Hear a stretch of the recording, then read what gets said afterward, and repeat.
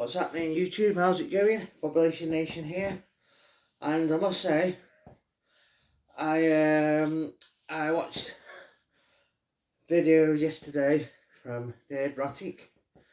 I follow Nerdrotic, but I was watching this video and it was making me a bit angry, to be honest. Going on about toxic fandom and this and that, and I was like, it's not toxic fandom. You're either a fan of something or you're not. There seems to be like toxic people that are ruining the fandom, or I've noticed like in the last couple of years, like this trendy geek culture, and I've had this conversation actually with my daughter-in-law, who considers herself a bit of a geek, and I was like, you're not really a geek though, like when I was younger, I didn't consider myself a geek, but I liked comics, comic books, and all the rest of it. And I remember a lad that I was at school with could speak Klingon, and I thought, God, what a geek, man, sort of thing. And then, years later, because I remember, like, you used to call them, like, computer nerds. And, I was quite, when Facebook first come out, it was actually a female that introduced me to that. And I remember signing up and, like, it seemed all these females that were on it. And I was like, wow, when I was at school, like, they called us computer nerds or geeks. So, yeah, I got a bit angry. I thought that term, toxic fandom, no, we're fans, for example, I've got my mate Grogu here. He's actually if you open him up, he's actually a bubble bath that someone got me, because I used to be a big Star Wars fan, and they've obviously been shopping and thought, oh, we'll get that for him. Like I say, I'm not so keen on Star Wars nowadays, but the original stuff, yeah, still a big fan. I had quite a big collection of stuff, and that's how I got actually into collecting, was people started suggesting things and giving me things, and I started getting back issues. 2000 AD, I used to have a massive collection, actually. Unfortunately, nowadays I lost it. Massive Marvel collection, quite a few number ones. Original Thunderbirds toy, all sorts that I had collected. I actually had the PAL edition of the Laserdisc. Cost me £1 at the time. Bet it'd be worth a bit more than that now, but yeah, I don't know what happened to that. But yeah, toxic fandom. I was a bit annoyed at him with that, and he is a nerd. He owned a comic book store. He knows his stuff. I respect the guy. But over time, I've started we're not the toxic fans, we are the fans. We should not be defending ourselves anymore. We should just be saying, all the stuff that's come out lately is crap. And we're not fans of that. Fair enough, we were fans of the old stuff, but this stuff isn't actually made for us anymore. And we shouldn't have to defend ourselves. And we're not toxic, and we're not fans of it. Yeah. And we're not toxic people. The toxic people seem to be people that aren't fans, that want to appropriate it.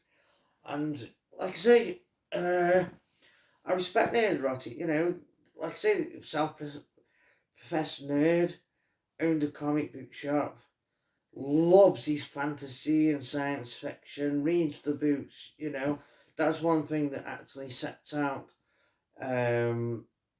in some ways, not always, but true fans from fans. Like, if you read the book, I've read the books Dune, The Hobbit, Lord of the Rings. I've only read it once, but I still read it. Um, Plus other things, watched the films, enjoyed, like I say, collect the carvings, back issues, and that lot. Um, and then he showed these clips of people saying, "Oh, uh, I've never read no comics, and I just wanted the job to put on my." Oh, it was infuriating. So, not actually Nerdrotic. Like I say, I respect the guy. The guy knows his stuff. His Lord of the Rings stuff. Like I say, I read the books once. I loved the films. I loved the books. I love fantasy, that genre. And he is one of the guys that I go to for information. Um, but yeah, we are toxic fans. We should not now, like, even hate watching stuff.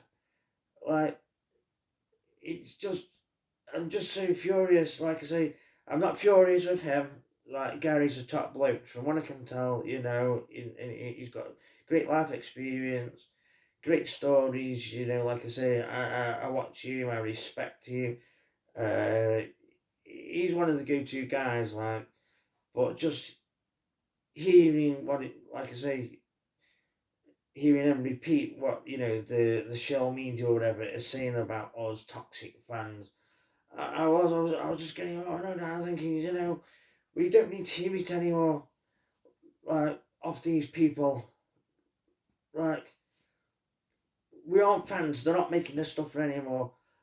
My younger brother, he passed away a couple of years ago, rest in peace. But I remember him saying to me one of his favourite films ever was Willow. And I loved Willow when I was younger, still like it now actually. Um, and I did a video about it was when one of the first trailers dropped, and I remember watching it and thinking, this is going to be a woke disaster.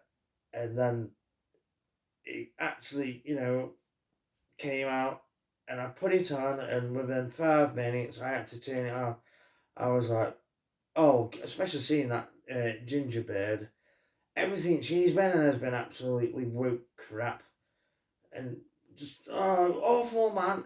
And I thought, there was a time when I think, like Babylon 5 or something, Stargate, oh, if they made this nowadays with the special effects and that now, oh, it'd be meant. And now I'm thinking, no, don't make it, don't remake it, don't. You're just going to ruin it and trash a good story.